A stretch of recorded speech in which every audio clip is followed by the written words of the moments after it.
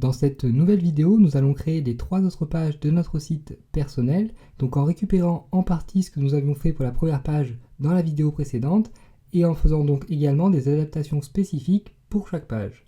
Alors comme je l'ai dit dans la vidéo précédente, donc la création de ces 3 autres pages de notre site va être beaucoup plus rapide que la première, car en effet, donc nous allons un petit peu récupérer le schéma général de notre première page, et emprunter également le design donc, de celle-ci pour créer ces 3 autres pages.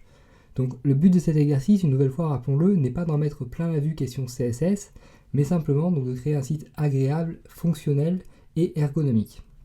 Donc dans la page experiencepro.html déjà, nous allons détailler nos expériences professionnelles. Alors pour cela, on peut par exemple décrire l'activité de nos anciens employeurs, créer un lien vers leur site web, décrire les tâches que nous avons effectuées, etc. etc.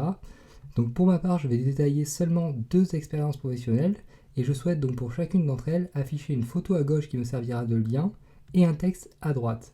Je vais donc utiliser 2 éléments section entre les éléments nav et footer donc de cette page HTML que je vais ensuite diviser en 2 avec 2 divs. Et donc on va directement créer cette nouvelle page en retournant dans notre éditeur de texte. Donc la page experiencepro.html. Donc déjà on commence par ajouter donc un metaname description. Donc metaname égale donc cette fois-ci description, content, donc par exemple découvrez mes expériences professionnelles donc passées, comme cela. Et donc entre l'élément nav et l'élément footer, donc on va créer comme je l'ai dit 2 nouvelles sections. Donc ces nouvelles sections on va les appeler par exemple donc section classe égale alors orange, puisqu'on va vouloir donc mettre le fond en orange, du coup on appelle section classe orange comme ceci, ce sera plus simple par la suite. Et donc la deuxième section on va l'appeler section classe rose par exemple, si on veut mettre le fond en rose, égale donc rose, hop, comme cela. Et donc dans chaque section, je vous l'ai dit, on va déjà créer donc un div de section évidemment, donc comme on l'a fait dans la page précédente, donc on va récupérer ce qu'on a fait dans la page précédente, c'est-à-dire qu'on va créer un div class égale sec, donc qui va nous servir à centrer le contenu à l'intérieur de notre section, une nouvelle fois donc. Donc on va le faire pour chaque section, donc div class égale donc sec, comme ceci également. Et donc ensuite, dans ce div, nous allons créer donc à chaque fois 2 parties pour notre div, une partie gauche et une partie droite, puisqu'on va mettre une photo à gauche, et ensuite donc on va mettre la description de ce qu'on a fait dans l'entreprise à droite. Donc à gauche, on va appeler ce div tout simplement donc div class left exp, et à droite, donc on va créer le div class égale right exp, comme ceci. Et donc on va faire exactement pareil pour notre deuxième section. Donc ici et ici, comme cela. Alors ensuite, donc dans les divs, dans le div class left exp, donc on veut mettre une photo, un lien avec une photo donc qui ramène vers le site donc, de notre employeur. Donc par exemple, pour ma première expérience, on va mettre ahref égale donc http://pierre-giraud.com, donc comme ceci, et donc également donc l'image dans notre lien, donc img src égale, alors moi mon image dans mon cas s'appelle donc pgcom.png, comme ceci, et donc alt on va mettre comme par exemple mon site, comme ça. Et dans right exp, donc j'ai dit qu'on allait mettre une description donc de ce qu'on a fait dans l'entreprise, et donc on va mettre par exemple création de tutoriel complet, gratuit et multi-support pour apprendre aux gens les fondamentaux du web par exemple et à coder, donc comme ceci. Et ensuite donc on pourrait rajouter également du texte en dessous, ce qu'on ne va pas faire pour le moment, donc on va juste mettre tout simplement blablabla comme cela. Et donc on va également donner un titre donc à notre section. Alors le titre on va le mettre entre donc la section et le premier div de classe, donc le div class section. Donc h1 comme ceci, donc on va mettre Pierre-Giraud .com. Donc comme cela tout simplement. D'ailleurs à ce sujet dans la leçon précédente, donc pour ma première section, donc ici je m'en suis rendu compte par la suite. Donc pour ma première section ici, donc ma section présentation, j'avais mis mon titre H1 à l'intérieur du div de section, donc c'était pas très grave donc dans notre cas, mais on va faire donc comme pour les autres divs, c'est-à-dire qu'on va le mettre en dehors de la section, donc je m'étais un petit peu trompé, puisque pour toutes les autres sections ensuite, on a mis donc le titre H1 en dehors à chaque fois donc du div de classe section, donc on va faire la même chose pour toutes les sections. Donc pensez bien à modifier ça si vous le voulez, donc ce qu'on a fait dans la leçon précédente, donc pour notre première section, mettre le titre H1 en dehors du div de section. Et donc, on retourne dans notre page expérience pro.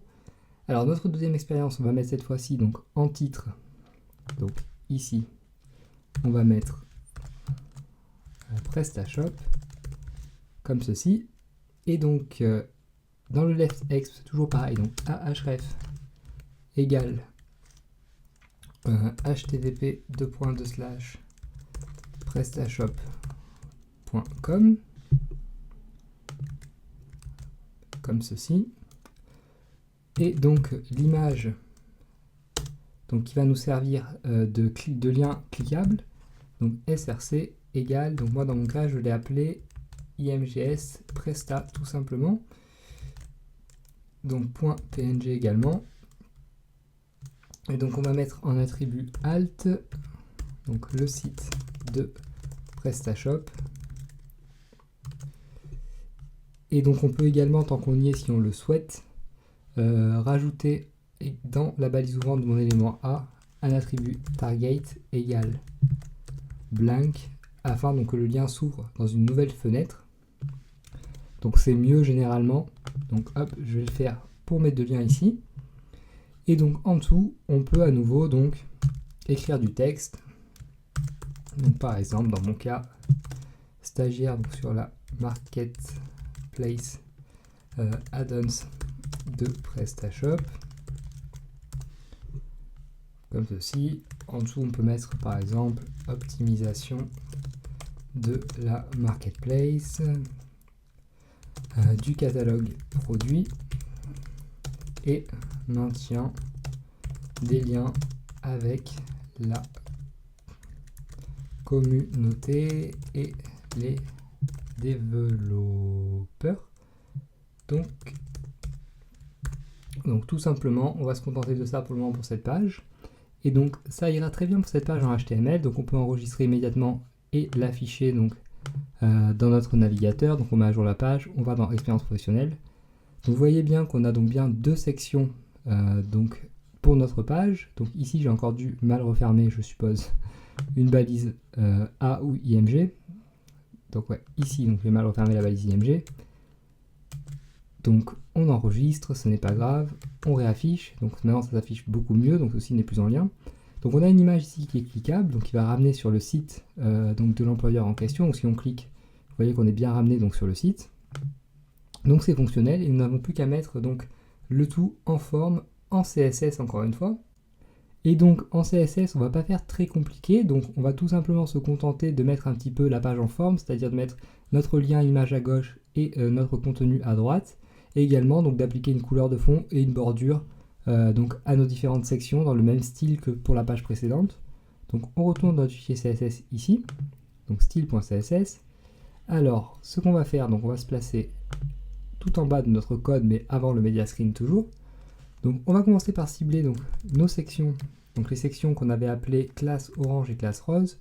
Alors on va leur appliquer donc tout d'abord une bordure top, donc toujours pareil de 5px solide, et on va la mettre donc de couleur orange, donc avec un E4 7D et 26 comme ceci, ça devrait faire du orange.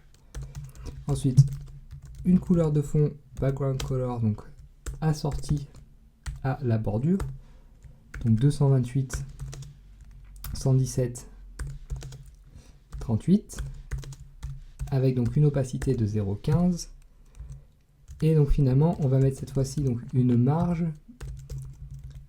égale à 0 pixel en bas, afin que donc les deux sections soient collées l'une à l'autre. Et donc pour notre deuxième section, on va faire exactement pareil, donc rose, border top 2 points 5px solide et donc E4 4D et 96, un background color donc rose également, RGBA 228 77 128 et donc 0,15 en opacité toujours, donc afin que le contenu soit toujours bien visible par-dessus la couleur de fond, et également donc une margin bottom à 0 pixels comme cela. Et donc ensuite on va tout simplement mettre en forme donc nos divs left exp et right exp, donc on va les faire flotter à gauche tous les deux et on va leur appliquer une taille légèrement différente donc l'un de l'autre. Donc left exp on va le mettre à 45% comme ceci, on le fait flotter à gauche donc comme je vous l'ai dit avec float left, et notre right exp donc on va faire exactement pareil, à part qu'on va tout simplement changer hop, la taille par 50% à la place de 45, donc comme ceci, et on va également mettre donc une marge margin-left de 5% supplémentaire comme cela. Donc ici 45 plus 50 plus 5 ça fait bien 100, donc on n'aura aucun problème d'affichage. Et donc pour notre image spécifiquement dans notre div de gauche, donc on va la mettre à 100% donc de la taille du div, et on va mettre également donc une taille maximum de 400 pixels afin que celle-ci ne pixelise pas trop si l'écran de vos visiteurs est vraiment grand. Et donc ça va suffire pour cette page. Alors on va tout simplement donc mettre à jour et afficher. Donc vous voyez bien maintenant qu'on a bien deux sections, donc avec une image à gauche et le texte à droite à chaque fois. Donc nos deux sections sont collées l'une à l'autre puisqu'on a mis une margin bottom égale à 0. Et donc si on redimensionne, hop, les sections donc sont bien redimensionnées en même temps puisqu'on a utilisé des valeurs en pourcentage en CSS, et donc il n'y a aucun problème. Donc voilà, donc c'est assez propre. Et on va se contenter de cela. Donc passons maintenant à la troisième page donc, de notre site, la page hobbies.html. Alors pour cette page de loisirs, nous allons à nouveau utiliser le même schéma général.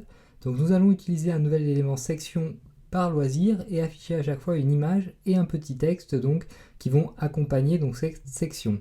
Alors simplement cette fois-ci nous allons juste alterner la place de l'image et du texte pour chaque section afin de donner un petit peu de dynamisme à notre site. Donc on va déjà commencer par le squelette HTML comme d'habitude. Donc moi je vais détailler trois sections dans la page hobbies. Donc je vais mettre une première section trail, une deuxième section natation et une troisième section vélo. Donc pour cela, vu qu'on va donner à nouveau des couleurs de fond à chaque section, donc je vais donner des classes qui vont représenter la couleur que je vais donner donc à mes sections. Donc section classe égale vert donc pour ma première section. Pour ma deuxième section, donc on va mettre section classe égale bleu cette fois-ci. Hop, comme cela. Et donc pour ma troisième section, on va mettre section classe égale donc jaune par exemple. Donc comme ceci. Alors à l'intérieur à chaque fois, donc, je vais rajouter un titre au début de ma section évidemment. Donc on va mettre trail pour la première section. Pour la deuxième section, on va mettre donc natation et apnée. Et pour la troisième section, on va mettre cette fois-ci donc vélo. Donc comme cela. Et ensuite, donc sous le titre, on va créer un premier div qu'on va appeler sec. Donc comme les divs précédents, donc on va récupérer les styles qu'on avait déjà écrit précédemment en CSS pour nos autres pages. Et donc dans ce div sec, on va créer deux nouveaux divs. Donc div class, le premier on va l'appeler left sec, puisqu'on va réutiliser donc ce qu'on a fait pour la page précédente ici. Et le deuxième div, on va l'appeler cette fois-ci donc right sec, évidemment, comme cela donc. Alors dans le premier div class left sec, on veut mettre une image. Donc on va mettre donc img src. Alors ma première image s'appelle trial.jpg, elle est dans mon sous-dossier imgs. Donc imgs/trial.jpg comme ceci. en titre alternatif, je vais mettre tout simplement trial, comme cela. Donc ici, on va mettre un petit texte donc, descriptif ou expliquant donc, le loisir, pourquoi on pratique ce loisir, etc., etc. Donc dans mon cas, je vais tout simplement recourir à la technique ultime du blablabla, comme cela. Donc car vous comprenez bien que c'est pas très intéressant ici que j'écrive donc, pour cet exercice. Donc pour notre deuxième section, cette fois-ci, on a dit qu'on voulait faire l'inverse, c'est-à-dire mettre l'image à droite et le texte à gauche. Alors ce qu'on va faire tout simplement, c'est qu'on va inverser l'ordre des sections. Donc on va mettre la right sec en premier, puisque rappelez-vous donc on a déjà des styles CSS donc pour nos classes right sec et nos classes left sec, et donc que vu que ces deux classes, donc ces deux divs donc flottent à gauche, le premier déclaré en HTML sera celui qui va être à gauche et le deuxième déclaré en HTML va être celui qui va être à droite. Donc si on déclare le div class rightSec en premier, il sera à gauche et le div class leftSec en second sera à droite tout simplement. Et donc on va simplement changer l'image ici. Donc moi j'ai une image qui s'appelle natation.jpg. Hop, on va mettre en titre alternatif natation. Et pour notre troisième div, donc on va faire comme pour le premier div cette fois-ci. Donc on va récupérer tout simplement donc tout ça ici. Alors ici, faites bien attention car j'ai oublié apparemment donc mon div class sec qu'il faut rajouter évidemment donc dans chaque section. Hop, donc on le rajoute immédiatement.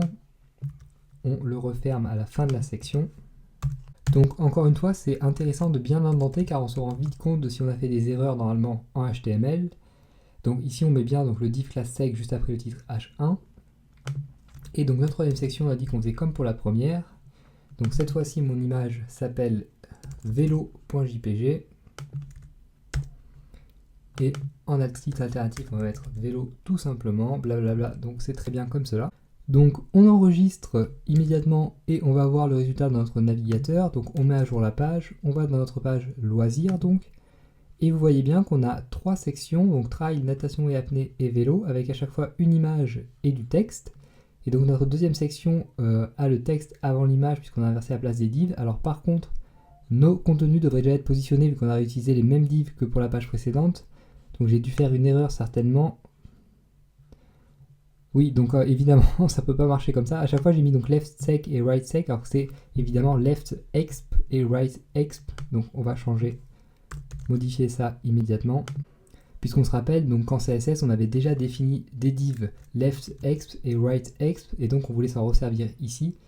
Mais si je mets pas le bon nom aux classes, ça ne peut pas marcher évidemment. Donc exp, exp, et je crois que c'est tout. On enregistre et on affiche à nouveau. Donc voilà, donc maintenant vous voyez bien que nos contenus dans les divs sont bien placés. Donc à chaque fois notre div right est à droite ici, notre div left est à gauche. Ici on fait l'inverse, donc on met notre div right à gauche et notre div left à droite. Et donc ici, comme pour le premier, le div right est à droite et le div left est à gauche, donc c'est normal. Et donc on va juste maintenant mettre une petite couche de peinture en CSS, c'est-à-dire qu'on va tout simplement rajouter une couleur de fond et une bordure pour chacune de nos sections. Donc pour cela, donc on retourne dans le fichier CSS, on va se placer tout simplement sous notre section qui s'appelle rose. Et donc on va créer donc une bordure et une couleur de fond pour notre section qui s'appelle vert. Donc border top 2 points, donc 5px solide, et on va mettre 5f6, donc ça va nous faire du vert clair, et background color 2 points RGBA. Donc on va mettre cette fois-ci 70, 240, 80 et à nouveau 0.15. Donc comme cela, hop, on va enlever ici la parenthèse. Ensuite, donc pour notre section bleue, donc évidemment on va créer une bordure et une couleur de fond bleu. Donc border top à nouveau 2 points 5px solide, et cette fois-ci on crée quelque chose, une valeur comme 29c par exemple, et donc en background color on va mettre donc une valeur de type RGBA à nouveau, donc par exemple 30, 152 et 212. avec une opacité de 0.15. Et donc on finit avec notre troisième section qui s'appelle jaune, border top, donc 5px solide. Et donc pour faire du jaune, on peut faire quelque chose comme F3 E2 41. Et donc background color RGBA, on va mettre 240, 255, 69 et 0.15.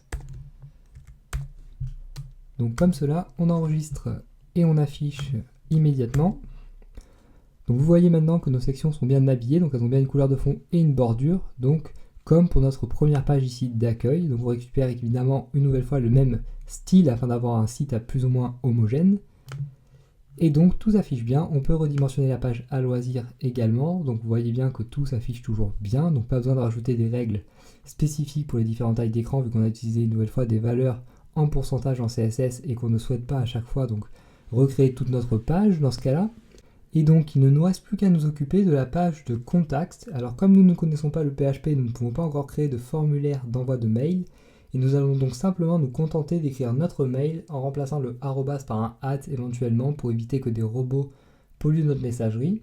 Donc en HTML ça va être très très simple pour cette page évidemment. Donc contact ici. Donc on va créer une section qu'on va appeler rouge. Alors ici vous pourriez également créer un div si vous le souhaitez. Un titre H1, donc contactez-moi.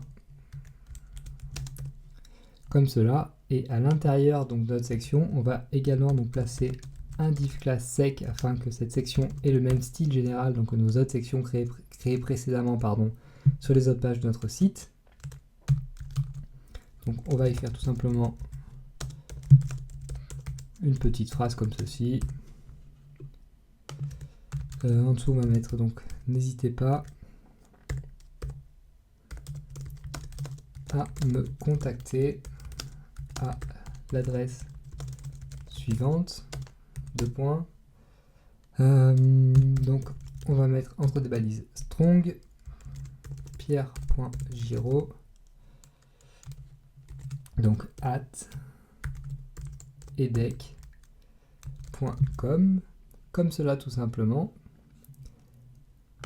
Et on va finir avec une troisième petite phrase de politesse. Je vous répondrai dans les meilleurs délais. Voilà, donc tout simplement en HTML, donc on fait vraiment le minimum. Et en CSS, donc on va tout simplement mettre en forme notre section en lui ajoutant une nouvelle fois une couleur de fond et une bordure. Donc notre section s'appelle rouge. Donc border top 2.5 pixels solide et donc E4 4 D26 et ensuite donc background color RGBA donc 228 77 38 0.15. Donc on enregistre et on affiche immédiatement donc notre page de contact. Et donc vous voyez qu'on a une page de contact donc, qui a été créée et mise en forme en CSS. Donc cette page de contact évidemment est encore une fois très simple et très minimale, mais on va s'en contenter tout à fait pour le moment. Et donc voilà donc pour notre site personnel, donc composé de 4 pages, donc totalement fonctionnel.